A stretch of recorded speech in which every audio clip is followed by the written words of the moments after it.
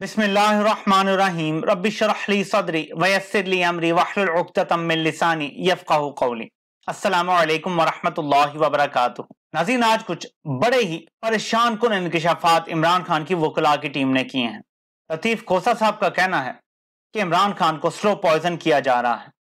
सब देख रहे हैं इमरान खान का वजन कितना कम हो गया है। दूसरी तरफ उनके साइफर केस में वकील बैरिस्टर सलमान सफदर का कहना है कि इमरान खान का आज ब्लड प्रेशर हाई था। अब ये याद रखें कि इमरान खान एक फिट आदमी है, ना उन्हें कोई दिल का अर्जा लाहक है, ना कोई ब्लड प्रेशर का मसला है, ना किसी किस्म का कोलेस्ट्रॉल का मसला है, ना और किसी किस्म की उन्हें कोई परेशानी या कोई बीमारी थी। कुछ भी अगर उन्हें होता है तो इसकी वजह एक ही होगी कि उन्हें स्लो पॉइजन किया जा रहा है।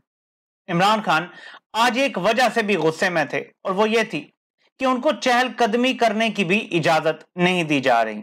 एक अच्छी खबर यह है, अब पता नहीं इस पे अमल होता है यानी, कि जिस जज को लाया गया है इमरान खान को सजा देने के लिए, कम से कम उसमें इतनी इंसानियत जरूर है कि उसने ऑर्डर दे दिया है कि इमरान खान का जो बैरक है उसकी दीवार तोड़ के उनको चलने फिरने का मौका फराम किया जाए। अब ये कब तक होता है कुछ नहीं कह सकते। ऑर्डर तो हो गया है, आज होता है, कल होता है, 10 दिन लगते हैं, महीना लगता है, वी डोंट नो। लेकिन जज ने ऑर्डर कर दिया है कि यहां से ये दीवार गिरा के और इमरान खान को बगीचे तक एक्सेस दी जाए कि कम से कम वो वॉक कर सके, क्योंकि इमरान खान वॉक करने के आदी हैं।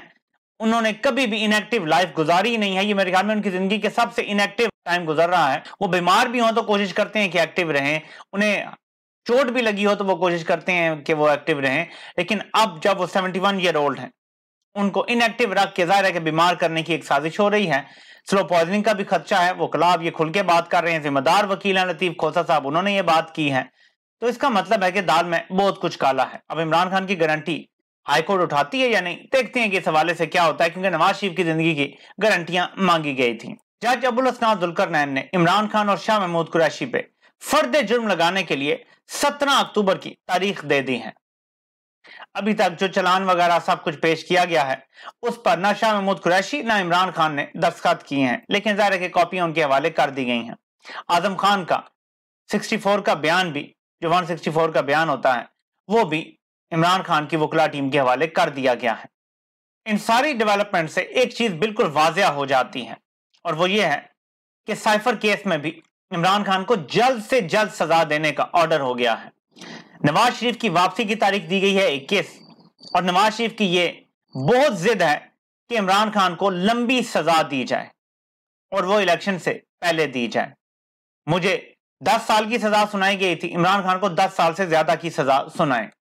यह सजा 14 साल तक भी हो सकती है जो इमरान खान को सुनाई जाएगी साइफर के केस में। और जब एक लंबी सजा हो जाती है तो वो सजा मुअत्तल महज इस वजह से नहीं होती कि ये छोटी सजा है, जिस तरह से आमिर फारूक ने तोशाखाना केस की सजा मुअत्तल की है, बल्कि उसमें मेरिट पे दलाइल देने होंगे, साबित करना होगा कि यह सजा गलत दी गई है, तब सजा मुअत्तल होगी, वरना मुअत्तल भी नहीं होगी।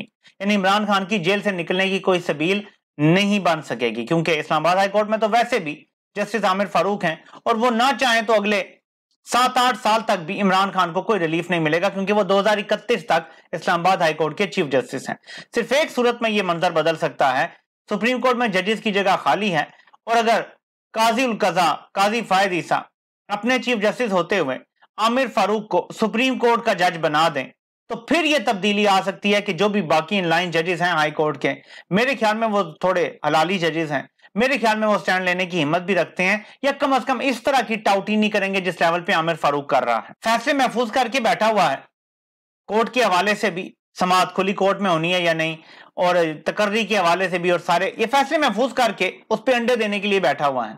दूसरी तरफ अबुल हसन जुल्करनैन वो अब तेजी से ट्रायल चलाना शुरू हो गया है। फर्दर जुर्म लगेगी और उसको जो चलान वगैरह को चैलेंज करेंगे हाई कोर्ट में, अगर तो हाई कोर्ट से हुक्म इम्तना आ जाता है फिर तो यह ट्रायल रुकेगा, अगर नहीं आता तो अबुल हसन जुल्करनैन ने कहा है कि फिर फर्दर जुर्म आयद होगी और उसके बाद ट्रायल जो है वो जारी हो जाएगा।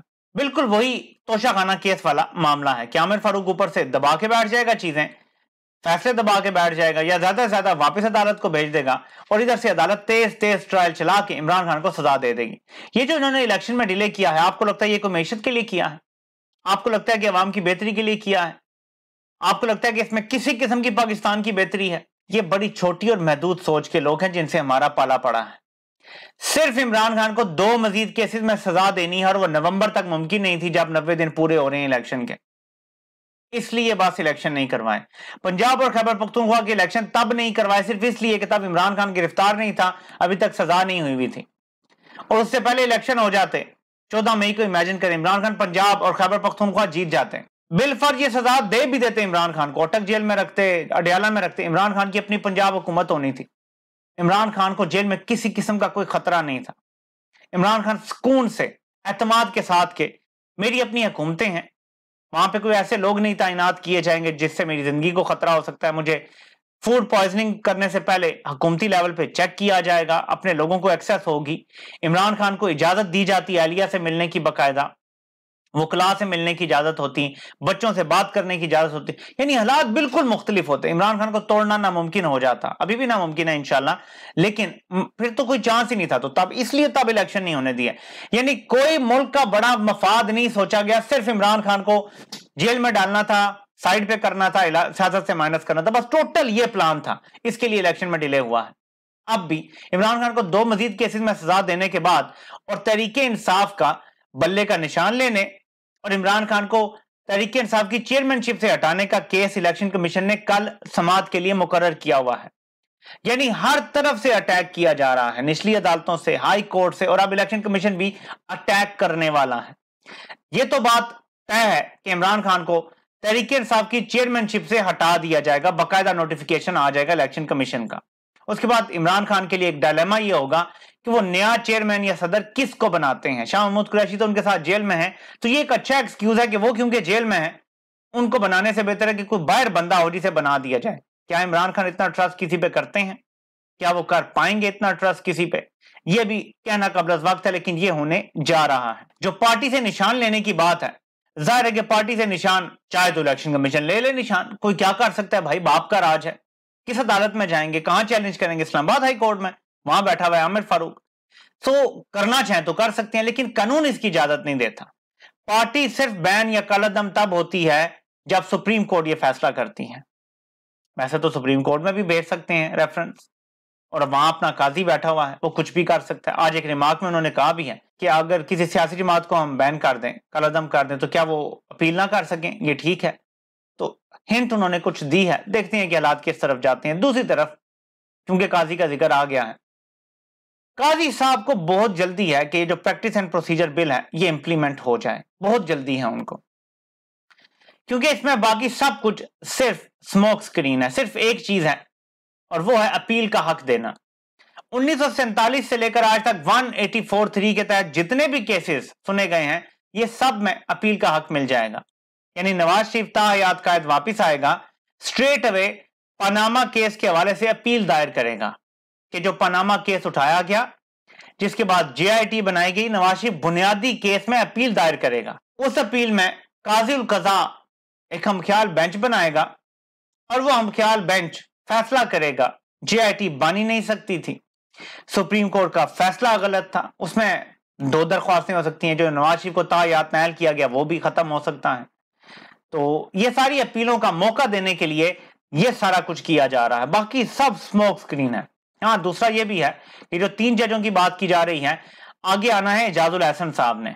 इजाजुल एहसन साहब को भी कंट्रोल करने के लिए ये 3 जजों वाला कानून बनाया गया है। अपना काजी तो सरदार तारिक के साथ सब ऑल इन कंट्रोल रहेगा, लेकिन इजाजुल एहसन के साथ जो है सबको कंट्रोल करना बड़ा जरूरी है। और उसके बाद मंसूर अली शाह साहब आएंगे तो उनको तो कोई इशू नहीं है। मंसूर अली शाह साहब जब आएंगे तो वहां पे हमख्याल जजीज ही होंगे।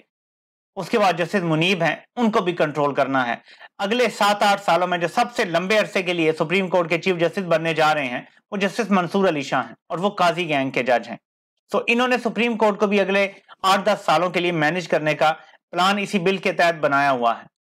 उसकी पूरी तफसील आपको फिर किसी वीडियो में बता सकता हूं, लेकिन प्लान बाजार यही नजर आता है। ऐसे में एक ये मकसद हासिल किया जाएगा और दूसरा नवाज शरीफ को ताहयात कायद को इसी अदालत से बकौल उनकी डिमांड के सादिक और अमीन डिक्लेयर करवाना है, ताकि ये तमगा उनको अदालत से मिले। वो चाहते हैं कि हर वो चीज, हर वो फैसला, हर वो चीज जो इमरान खान को मिला है वो उन्हें मिले। ये है जी नवाज शरीफ की डिमांड, इसे वो लेवल प्लेइंग फील्ड कहता है। अब मसला ये है कि मैंने आपको 2019-20 से बताना शुरू किया था कि जब अपना काजी आएगा तो मुल्क में मुकम्मल जुडिशल मार्शल लॉ होगा। हमने अस्करी मार्शल लॉ तो देखा है, उसको फेस कर रहे हैं बतौर कौम, लेकिन अब जुडिशल मार्शल लॉ भी आप पे लग गया है। ऐसे में नवाज शरीफ को ला के अमीरुल मोमिनीन टाइप खलीफा, जैसे नहीं होता बादशाह मालिक हर चीज का, वो बनाने की तैयारियां हैं, क्योंकि अवाम ने तो वोट नहीं देना, तो बादशाह ही बनाना होगा। इसकी बैकिंग पे अस्करी मार्शल लॉ और जुडिशल मार्शल लॉ खड़ा होगा। नवाज शरीफ सिर्फ मार्शल लॉ एडमिनिस्ट्रेटर के तौर पे इक्तदार के मजे लेना चाहता है, क्योंकि अवाम में तो मकबूलियत खत्म हो चुकी है। और ये मैं आपको पहले प्रिडिक्ट कर चुका, मुझे ये नहीं पता था कि अस्करी मार्शल लॉ भी लगेगा, तब मुझे इतनी समझ नहीं थी इन चीजों की कि किस हद तक ये लोग जाएंगे और इमरान खान से इतनी इनकी नाराजगियां और दुश्मनियां हो जाएंगी कि ये अवाम के खिलाफ खड़े हो जाएंगे।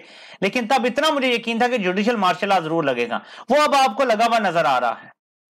काजी जिस तरह लाइव टीवी पे बेनकाब हो रहा है, उससे वाजे हो जाता है सब कुछ कि जुडिशल मार्शल लॉ और मुल्क ला कानूनियत के हवाले कर दिया गया है। दुआ करें कि काजी का यह स्याह दौर जल्दी खत्म हो और शायद कोई ऐसा काजी आ जाए बाद में जो मुल्क और कौम का सोचे, इंसाफ का सोचे, आइन का सोचे, कानून का सोचे, अवाम का सोचे।